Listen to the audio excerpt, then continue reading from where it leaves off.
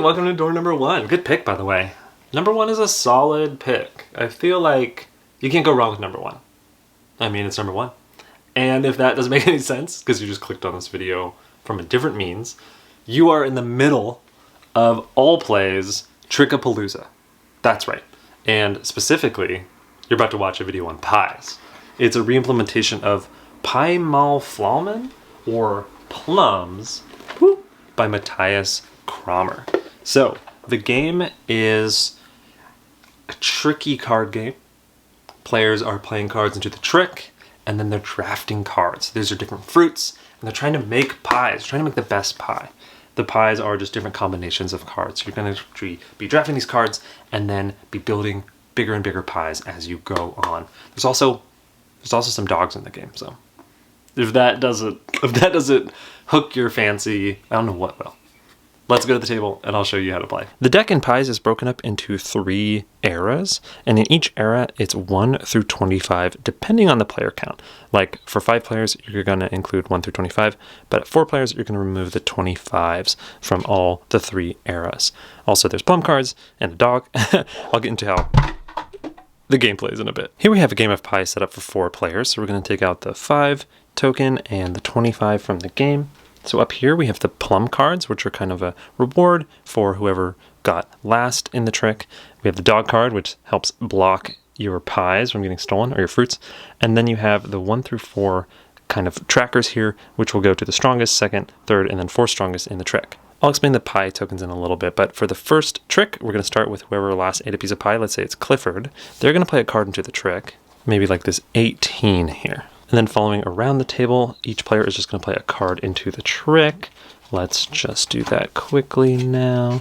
And then you're going to rank the cards depending on their strength. So the 23 down here will get this, then the 22, then the 21, and then finally the 18 gets the 4th. So then starting with the strongest player, they're going to draft a card from the trick to go in front of them. So Togepi here, since they played the strongest, maybe they take the 22 in front of them. So then maybe Blue takes this 18, and then if you want to, you can take your own card. So maybe like this pair takes the 21. The last card is just going to go to the last player, and sometimes they'll have actions on them, and I'll explain that in a little bit. Like this one here has the dog action, so the dog, maybe this is fitting for Clifford, the dog is going to go to whoever just took that card. So it could be in front of other players, or it could just be off to the side at the start of the round, and it's just going to be standing there blocking others from stealing some people's fruits, because that can happen.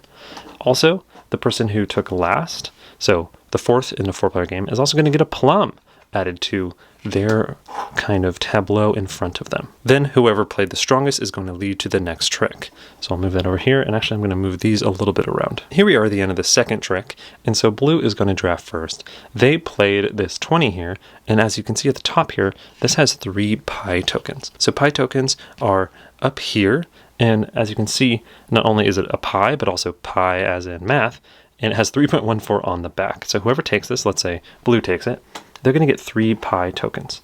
So it's just going to come over here in front of them. So what these are is when played into a trick next time, they can add any number of pie tokens. It increases their number by 3.14. So I'll explain that in a little bit. Up here, we have this new symbol, which lets you steal from someone. Let's say Clifford just took the strawberry for now, and then coming to Togepi, maybe they took this 14. So when you take this card, it lets you steal anyone's fruit card in their tableau, unless they have the dog. So Clifford can't be stolen from right now. So maybe Togepi takes this 21 that was sitting in front of the pair. And finally, the pair gets this 5, and a little too late, they got the dog. So the dog, again, is just going to travel from wherever it was to whoever just took the dog card. And then, of course, because they were last, they are going to get this plum. And then Blue, since they were first, are going to lead to the next trick. So this is just going to keep going around and around and around until everyone has played all the cards in their hand. Jumping forward to a later trick, let's say Blue had played this 13, so they could add a pie token to it to be able to go second, or maybe they could add 2 of them to maybe be able to go first. Notice the 0.14 helps break ties. So this isn't a 16, but a 16.14, which actually beats this card here. So maybe Blue does that and plays 2 pie tokens. So they'll pick first. Any pie tokens are just discarded. And maybe they take this card right here. Because as you can see, the different ways to score in the game are up top for various cards. So the points are up above, so like 5, 6, or 8. And then, as you can see, what you need to score is below in the box. So AA means you need 2 of the same type of card. ABC means 3 different. ABCD means 4 different. So coming back to here, let's say that blue drafted this 19. And then if you come over to what they have in front of their area here, they now have A, B, C, 3 different types of fruits in front of them. And so they can actually use this as one of them and score this set to make a pie with lemon, strawberry, and is that blackberry? Quite the pie. So they'll just flip this down and count it as points for later, and then they'll just discard this out of the game. The card you make the points with doesn't have to be a part of it. Like, let's say Clifford over here took this instead, and they used the ABC on the strawberry, cherry, and plums in their hand. They would just flip this and then discard these 3 instead. And also notice they used a plum card, so these count just like any other fruit when you're making mixes. An important thing in the game is you can only make 1 pie mix per trick. So you can't kind of store up a bunch of fruits and then at the end of the game or later make multiple pie mixes in a trick. You only can do 1 per trick. So again, play like this continues until everyone's out of hands, and then you're going to shuffle and deal out the second era. And the second era has a little bit more points, a little bit more wacky combinations. Like you can see here, kind of a full house. And what's interesting is you can use you can use fruits from the second generation to make combinations from the first, because cards in your tableau stay over the first, second, and third era. And as you'll notice, even when they get more complicated, like the 3, they will get more points. So the game kind of ramps as you go. And so, yeah, you'll just play those 3 rounds. Whoever has the most points at the end wins. So that is pies. And before I say anything, this is a Kickstarter preview, so take anything I say with a grain of salt. That said, a dog card? Are you kidding me? 2 dog cards for the price of however much this costs?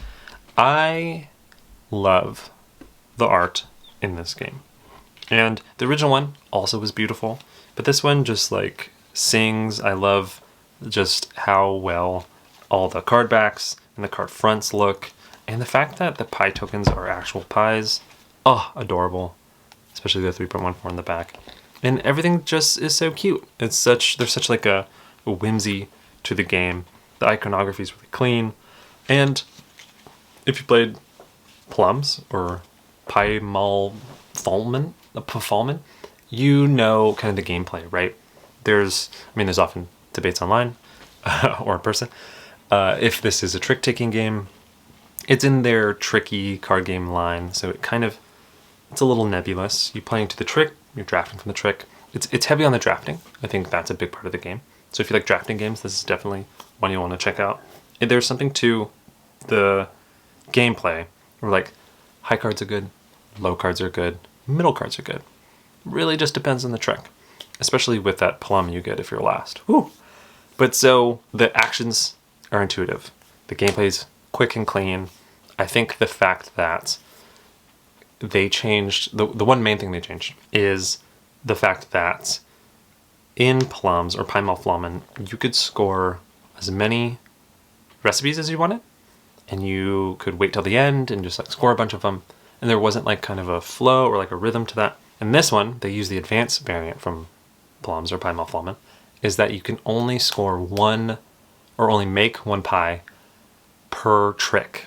So players aren't like holding onto things, and there's a little more endgame scarcity and timing at the end that really kind of makes the game, end in a little bit more of like a rushed finish, especially when you really, really, really want a recipe at the end to make your last fruits count. So there's a nice pace to the game that I think is more measured and more skillful is probably the word. Anyway, this game, just so gorgeous. It's such a wonderful remake of Pie-Mal-Flamen, Plums. And I think, if you like drafting, like trick-taking-ish, definitely check this out. Thanks so much for watching. Hey, welcome back. I hope you had a good time. There's other doors if you want to click them. Why not? Explore away. I'll just be here.